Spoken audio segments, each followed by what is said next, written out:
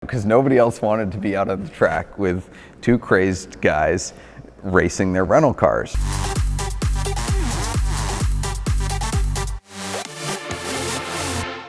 You end up meeting some kindred spirits, and I found one of those kindred spirits in Matt Farah during my Nissan GTR heyday.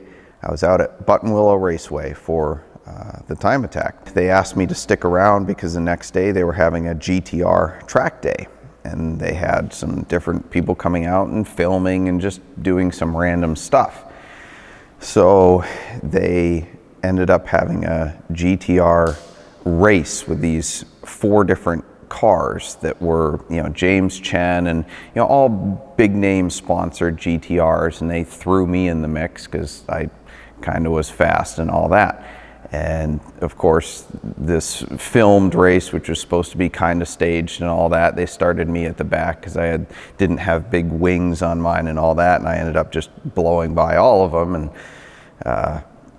kind of ruining the video. But anyway, they didn't want some kid to win it that they didn't have a big name sponsor for. But anyway, Matt Farah and I hit it off at that event. He had a F-150 pickup truck there that I think he had rented, and I had my diesel F-350 dually.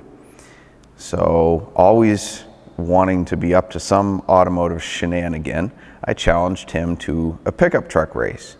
We asked the track if we could do this, and they kind of said, well, we close at 4 o'clock, and, implying that they just look the other way as long as we did it after the track was closed.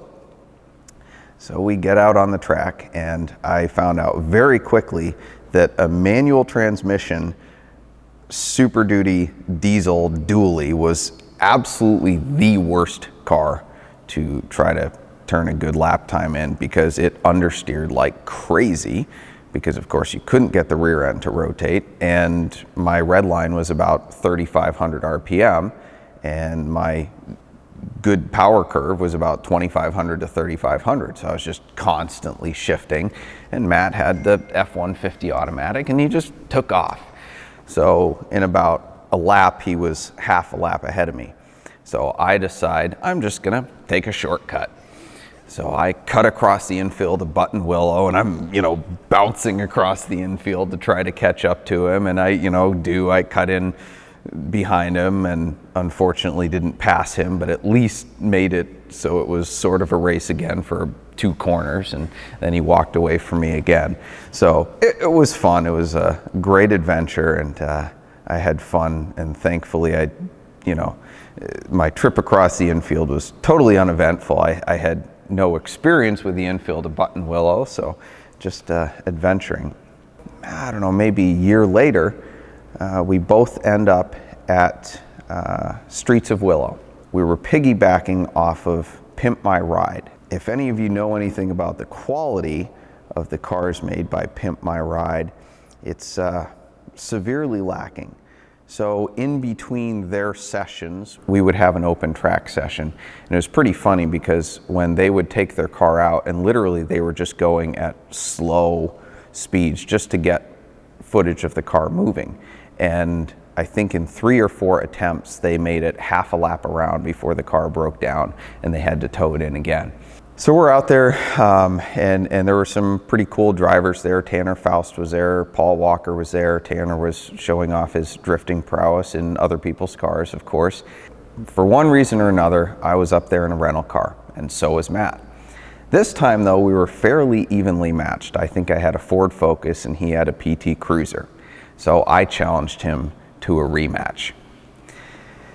But this time we didn't necessarily have as much pull because we didn't rent out the track. So we just decided to go out during one of these open track sessions. But after about a lap of being out there running, door to door, as if we were going for pink slips, everybody else kind of just said, I don't want any part of this, and the track emptied out because nobody else wanted to be out on the track with 2 crazed guys racing their rental cars.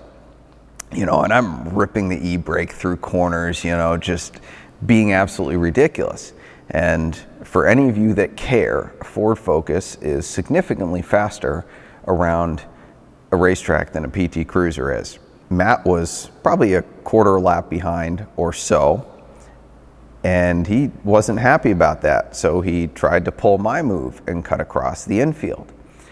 But for any of you that know Streets of Willow, it's built on a hill, and he didn't really know the infield either, and so he tried to cut across, and apparently there was a nice little drop off, and he just drove off of it. So messed up the front of the PT Cruiser big time, punched a hole in the radiator, I think, and messed up the bumper, totally disabling the car. Was definitely not driving it back to LA. So I claimed my victory. I pulled a nice 360 with my car coming into the infield, and was all happy. And Matt was a little bit upset. I think his girlfriend was way more upset at him, and so he called AAA, I guess, and had it towed back to the rental car company. And kind of the bummer about the whole thing is we got some pretty good footage, but we could never air it on his show because, of course, he decided to claim it under his insurance using the story of, oh, well, I must have run something over on the highway, a tire or something like that, So the footage never aired and is long gone. So I have no proof that I actually beat Matt Farah. As a luxury and exotic brand dealer, you know the challenge of putting the right price tag on perfection. Ritz Garage places you directly in touch with our qualified network of new and used dealers with no auction fees.